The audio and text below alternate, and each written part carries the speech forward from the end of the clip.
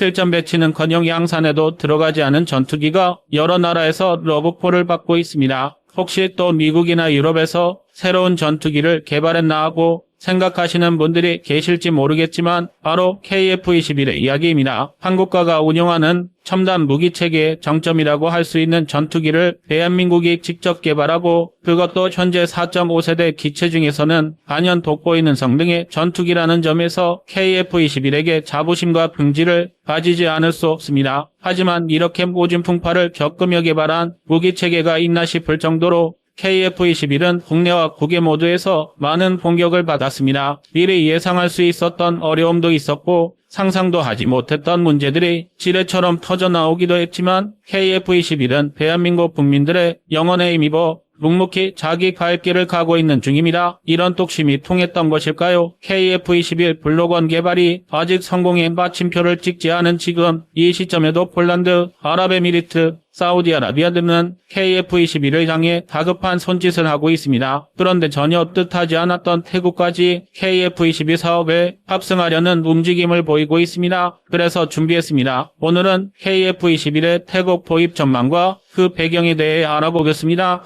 여러분의 구독과 좋아요가 뻘이튜브 운영에 많은 힘이 됩니다.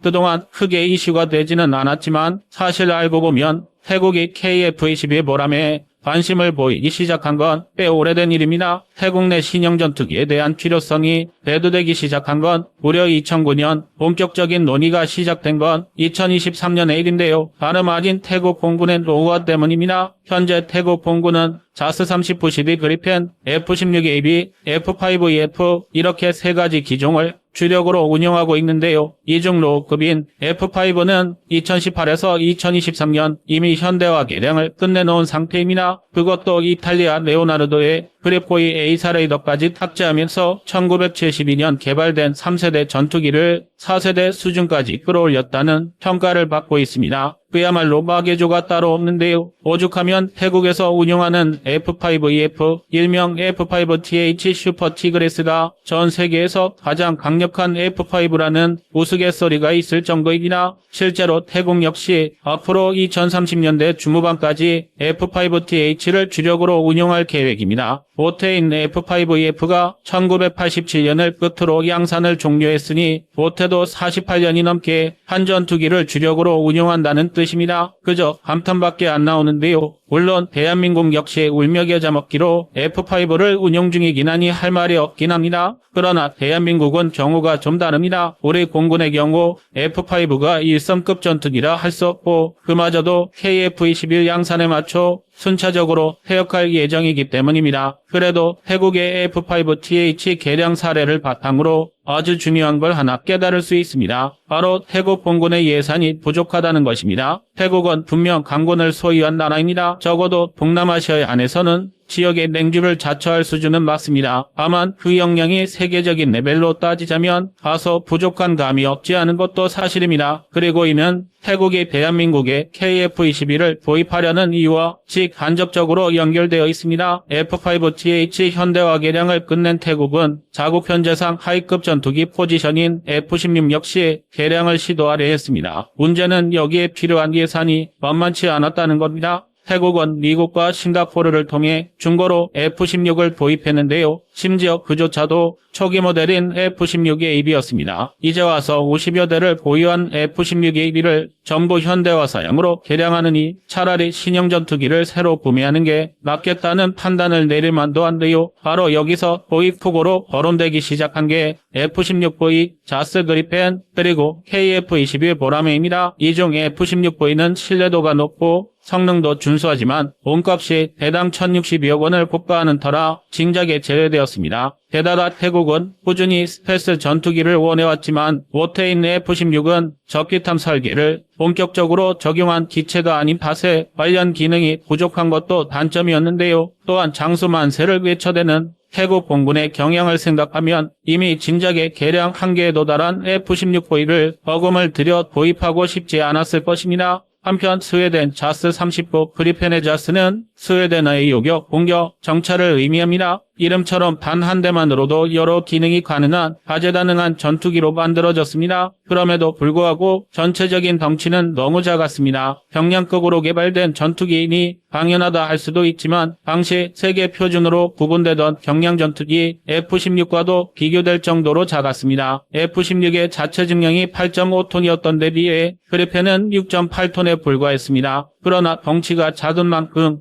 전투기 가격이나 유지비가 적다는 점은 강점이었습니다. 무장 등을 포함한 배당 가격이 600에서 800억 원 정도였던 F-16과 비교하면 대략 30% 이상 저렴했습니다. 전투기 가격만 저렴했던 것도 아닙니다. 정비, 관리에 필요한 인력도 적었고 부품 가격도 저렴했습니다. 즉 구입해서 운용되는 전 과정에 소요되는 비용에서 F-16과 비교될 수밖에 없었습니다. 그리펜이 명성을 얻게 된 데는 이런 저렴한 가격에도 불구하고 일정 수준 이상의 전투 능력을 보유했다는 점에 있습니다. 최대 속력은 마하이로 F-16과 크게 다르지 않았고 최대 5.3톤에 달하는 무장 탑재가 가능했습니다. 게다가 최소한의 활주거리만 보장되면 공군기지가 아니더라도 이착륙을 할 수 있었고 심지어 고속도로에서도 이착륙이 가능했습니다. 저렴한 가격에 적은 운용비와 관리비에 이르기까지 경제 상황이 좋지 않은 이른바 제3세계 국가들이 관심을 보일 만한 요소들이었습니다. 당연히 개발 직후 많은 호평과 기대가 쏟아졌고 그리펜이 전투기 시장을 석권할 것으로 예상했습니다. 이에 판매량이 늘어날 것에 대비해 대대적인 인프라 확충을 하기도 했습니다. 그런데 정작 포장이 벗겨진 그리펜은 어쩐 일인지 판매 성적이 좋지 못했습니다. 각각의 요소들을 떼어놓고 봤을 땐 충분히 훌륭한 기종이었지만 이미 운용되고 있던 다른 기종들과 비교하면 성능이나 가격 모두 애매하다는 평가였습니다. 성능이 뛰어나다고 해도 절대적이지 않았으며 상대적으로 저렴한 가격 또한 경전투기임을 감안하면 그리 매력적인 수준이 아니었습니다. 전투기 시장에 돌풍을 일으키며 선풍적인 인기를 끌 것이라는 스웨덴의 예상과는 많이 다른 모습이었습니다. 물론 일부 도입폭이 있기도 했지만 기대에 미치지는 못했습니다. 결국 판매 저조가 성능 때문이라고 생각했던 제조사는 본래 기체를 전면 재설계한 그리펜 엔진을 내놓았습니다. 그로 인해 엔진, 레이더,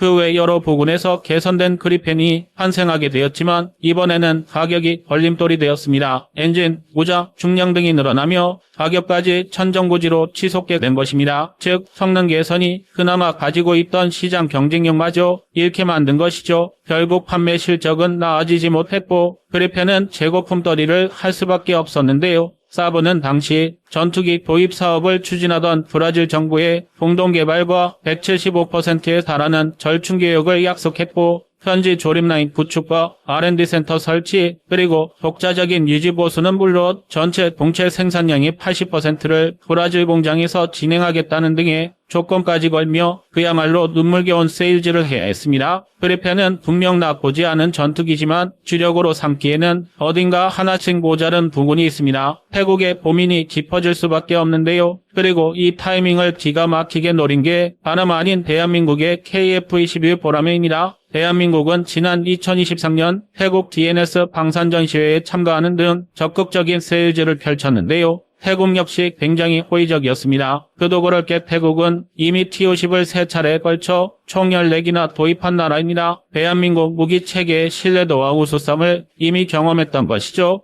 뿐만 아니라 태국은 대한민국의 GPS 유도폭탄 키트인 KGGB를 도입한 나라이기도 합니다. 그것도 이미 F-16에 탑재되어 운용 중입니다. 간접적이나마 대한민국의 전투기 기술과 무장을 모두 경험한 셈입니다. 태국이 KF-21 사업 참여를 검토 중인 데에는 이를 무시할 수 없을 텐데요. 뿐만 아니라 상발기로서 우수한 기동력, 7.7톤 이상의 무장 탑재량, 0.5제곱미터 이하의 RCS 등 대부분의 요소에서 F-16V와 자스 39그리펜을 압도합니다. 게다가 KF-21 사업에 참여한다면 4.5세대 정점에 서 있는 기체를 좋은 가격에 선점할 수 있는 한편 차후 블록 2, 블록 3 개량까지 한 번에 해결할 수 있습니다. 태국 입장에서는 눈이 뒤집힐 만한데요. 그나마 단점이라고는 기존에 운영하던 기종이 아니라 유지 보수를 위한 추가 인프라가 필요할 수도 있다는 점입니다. 하지만 태국은 이미 T-50을 운용하고 있는 데다 KF-21은 F-16과 호환성이 높은 전투기라 기종 전환과 인프라 구축에 그다지 큰 예산과 시간이 필요하지 않을 것입니다. 이제 수출 시장 확보만을 과제로 앞둔 대한민국과 KF-21로서는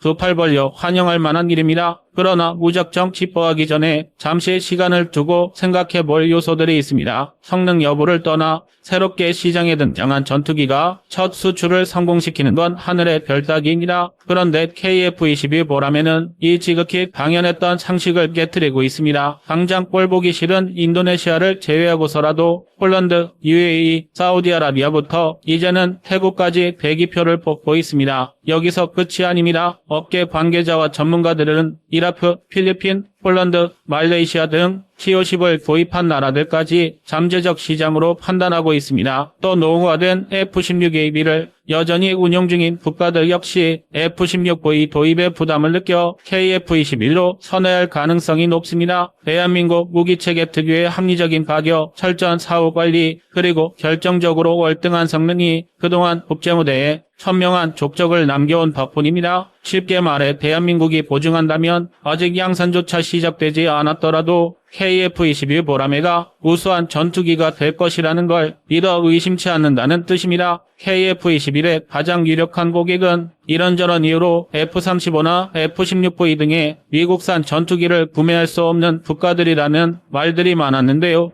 혹자는 이걸 틈새 시장이라고 하지만 그 틈새가 점점 더 커진다면 틈새 시장이 아닌 주류 시장의 당당한 주인공으로 KF-21이 우뚝 설 수도 있을 것 같습니다.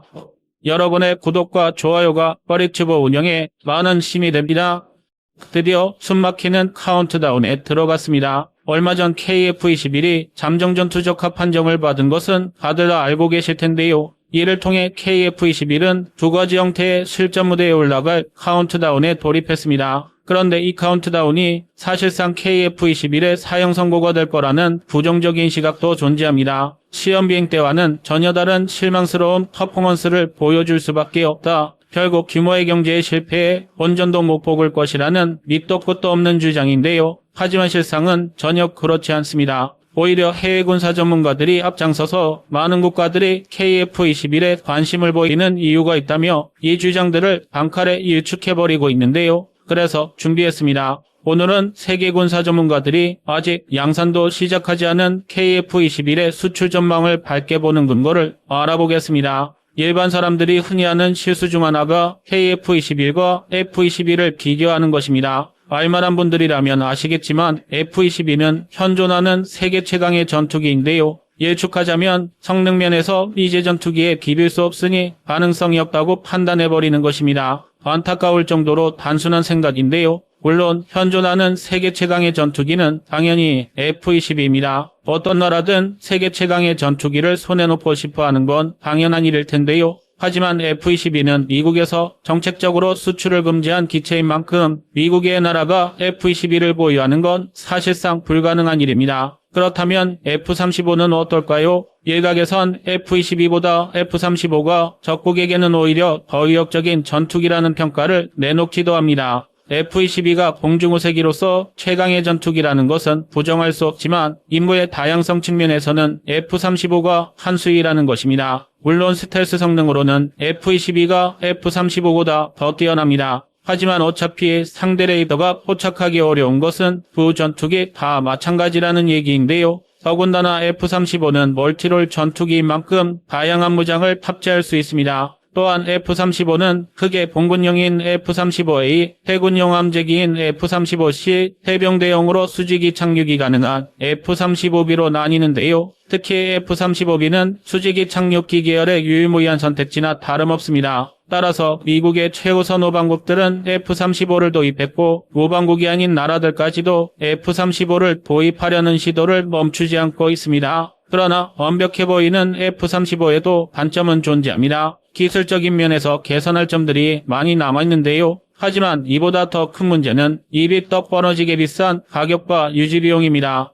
오죽하면 F-35는 개발 단계에서부터 천문학적인 도입 비용 때문에 미국 내에서 상당한 논란을 일으키기도 했습니다. 심지어 제작사인 록히드 마틴은 2018년부터 미국 정부로부터 F-35의 가격을 절감하라는 얼토당토하는 압박을 받아야 했습니다. 하지만 이 모든 노력이 무색하게도 F-35의 가격은 지금 이 순간에도 계속해서 상승하고 있는데요. 그 중에서도 특히 F-35B의 문제는 심각합니다. 애초에 F-35B는 미 예병대가 353대, 영국 공군이 138대, 이탈리아 공군과 해군이 30대를 구매할 계획이었습니다. 뒤이어 튀르키예와 호주, 스페인도 도입 의사를 밝혀왔었는데요. 하지만 돌연 미 예병대가 도입 대수를 대폭 낮춰버렸습니다. 여기에 더해 튀르키예가 미국과 외교 갈등을 빚으면서 F-35 프로그램에서 퇴출당해버렸는데요. 이런 이 가격이 천정부지로 치솟는 건 당연한 일이었습니다. 실제로 2020년 싱가포르가 배당 2억 2,916만 달러, 한화로 2,682억 원에 F-35B를 구매했지만 반면 얼마 후 영국이 구매할 때는 가격이 3천억 원까지 올랐습니다. 그러나 가격 조절에 실패한 F-35의 어긋난 스텝이 대한민국과 KF-21 보람에는 절호의 기회가 되고 있습니다. 양산 수량만 받쳐준다면 F-35의 말도 안 되는 가격이 부담스러운 대부분의 나라의 유일한 대안이 될 수 있을 텐데요. 하지만 이를 바꿔 말하면 양산 수량, 즉 수출 물량이 확보되지 않는다면 KF-21 또한 F-35의 전철을 밟아갈 수밖에 없습니다. 일단 KF-21은 우리 공군에게 상당수가 우선적으로 인도되겠지만 국내 수요만으로는 규모의 경제를 이룰 수 없습니다. 즉 그동안의 막대한 개발 비용을 회수하기 어려워진다는 것인데요. 그렇게 되면 생산 단가가 높아져 수출은 더 어려워지는 악순환을 겪게 되기 때문에 KF-21의 수출은 향후 KF-21의 업그레이드 버전과 하승형 기체 개발을 위해서도 반드시 넘어야 할 허들이기도 합니다. 하지만 그렇게 걱정하지 않아도 되는 것이 이미 대한민국은 FA-50이라는 훌륭한 선례가 있기 때문입니다. T-50 계열 군용기를 수입했던 여러 동남아와 중동 국가들은 벌써 KF-21의 성공에 지대한 관심을 보이고 있어 잠재적인 고객이 여럿 있을 것으로 예상됩니다.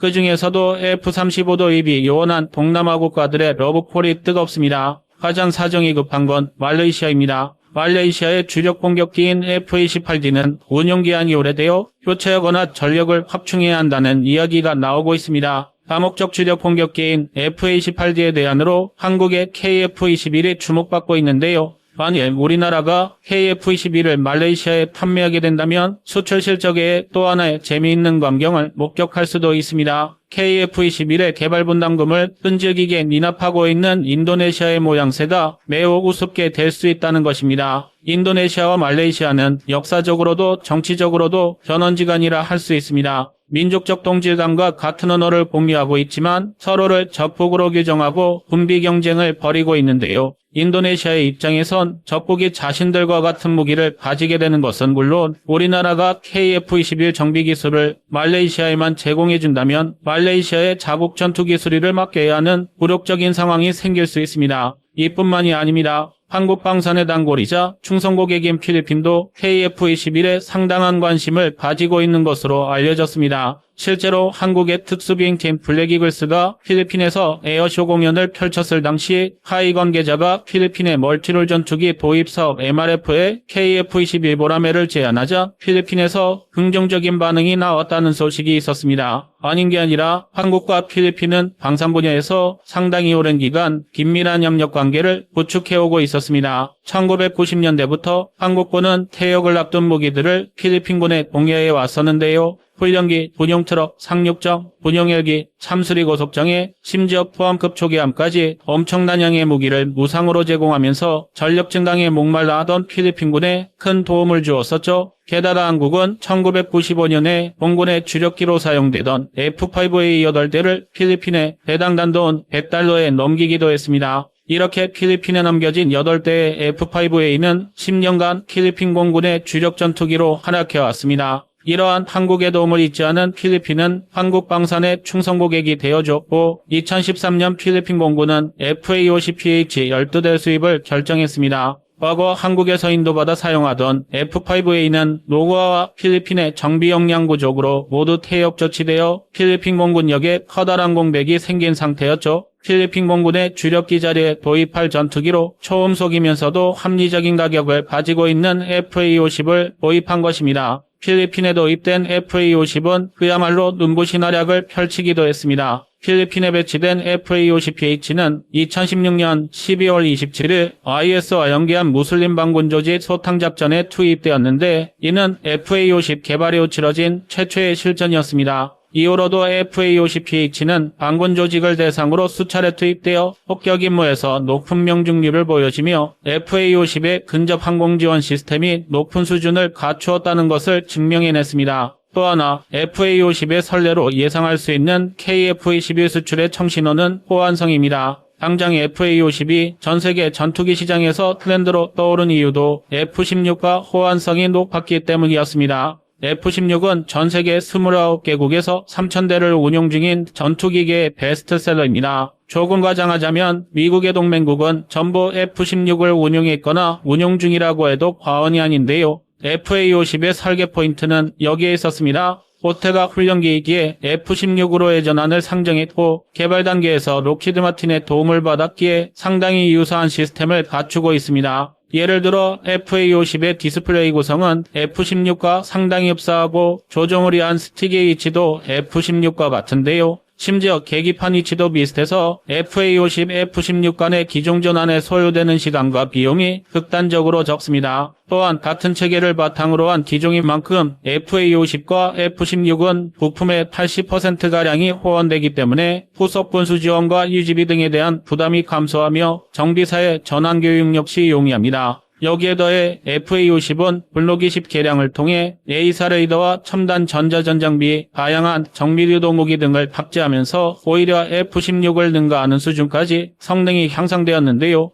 이 덕에 FA-50은 F-16과 KF-21을 연결하는 교집합이자 가교 역할이 가능해졌습니다. 다시 말해 F-16을 도입했던 나라들, 그 중에서도 FA-50 등 C-50을 도입했던 나라들은 이미 자연스럽게 대한민국 전투기의 운용적 특성에 익숙해진 상태라는 건데요. 정비와 후속 군수지원부터 훈련과 공중전력 운용 방식까지 대한민국 본군과 유사해지면 F-35 이외에도 KF-21이라는 대안이 새롭게 생겨나는 것입니다. 심지어 지금 당장 KF-21 블록1이 4.5세대 성능에 머물 뿐이라 하더라도 노후화된 F-16을 교체하고는 쉽지만 F-35의 천문학적인 비용을 감당할 수 없는 나라들에는 유일한 대안이 될 수밖에 없습니다. 현재 전문가들은 KF-21의 대당 가격을 800억 원에서 900억 원으로 예측 중입니다. KF-21보다 한 수 아래라고 평가받는 F-16포의 F-15EX의 가격이 1,000억 원에서 1,200억 원에 형성되어 있다는 걸 감안하면 상당히 저렴한 셈입니다. 방위산업 관계자는 KF-21의 가격이 현재 예상치보다 조금만 더 낮아져도 FA-50을 넘어서는 수출 실적을 달성할 수 있으며 미국을 제외한 거의 모든 나토 소속 국가들에 판매될 가능성이 높다고 강조하기도 했습니다. 대한민국의 기술력과 열정, 끈기를 바탕으로 완성된 KF-21은 우리나라의 방위산업의 새로운 시대를 열어줄 상징적인 존재라고 할 수 있는데요. 이를 통해 한국은 세계무기 시장에서 확보부동한 강자의 위치를 차지할 수 있을 것으로 기대됩니다. 이상 뻘이튜브의 두 번째 미션이었습니다.